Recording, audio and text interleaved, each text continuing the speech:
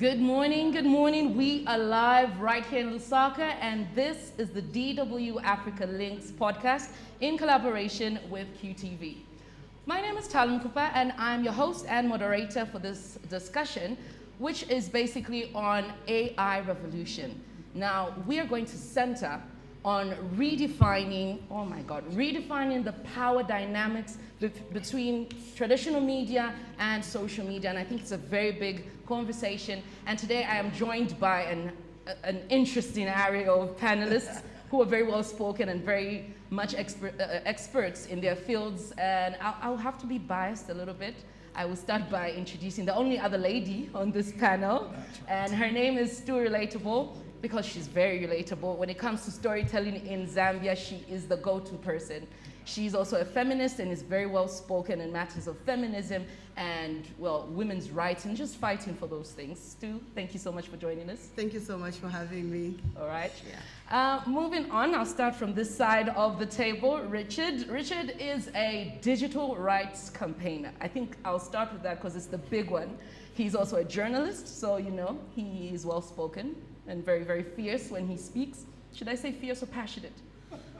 I'm a child of God. I'm now a child of God. No, thank you so much for joining us, Mr. Child of God. Happy to be here. All right. Also on our panel is none other than Reverend Walter Mambazi. Now, everybody knows him and the manner that he speaks. But besides that, besides being a social media influencer, he's the man you go to when you want to transform your mindset. Am I right? Yes, ma'am.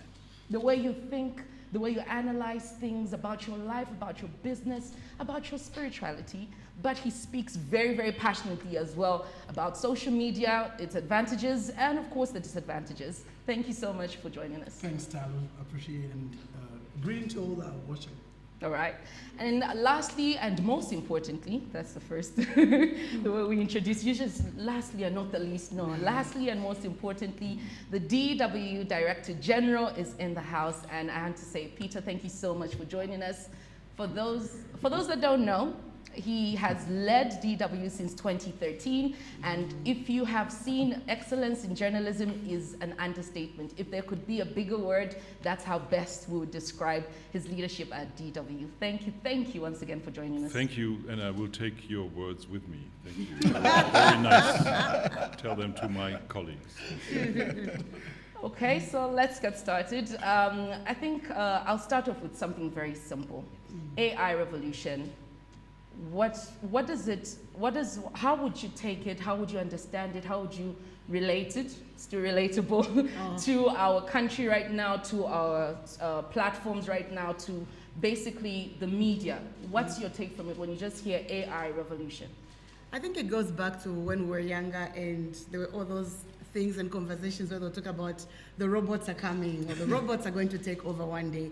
And I think when you talk about the AI revolution, it means that we are now in a state where there are new tools that are being utilized to ensure that content reaches the masses. So it's not just the traditional media that we're used to, but it's also these other tools that are being used in marketing, in television, in media that are now shaping or changing the landscape. So I think the AI revolution is something that has slowly gained progression, and I think it's also managed to now start penetrating the Zambian market and the Zambian media, because we see that, especially as content creators, as journalists, we're seeing that in our work, and we're seeing how it is changing the landscape and how conversations and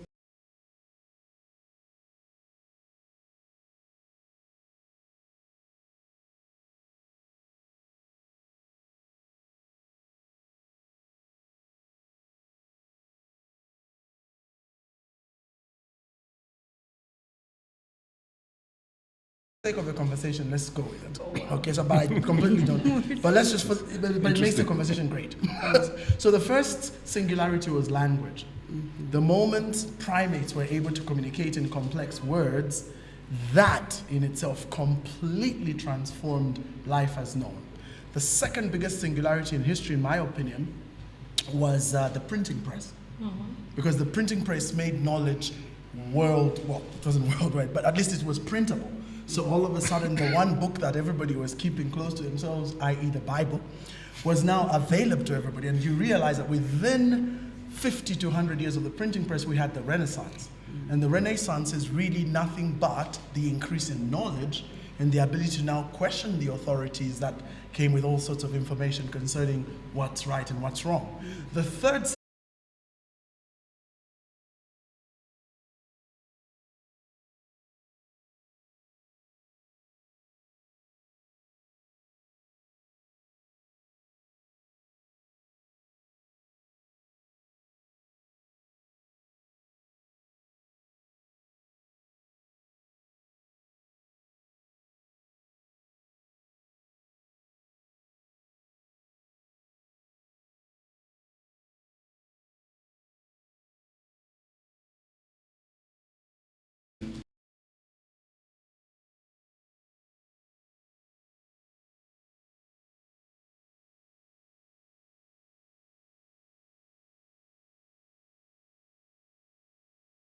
Before we opened our eyes, there was artificial intelligence. We're talking about Internet of Things.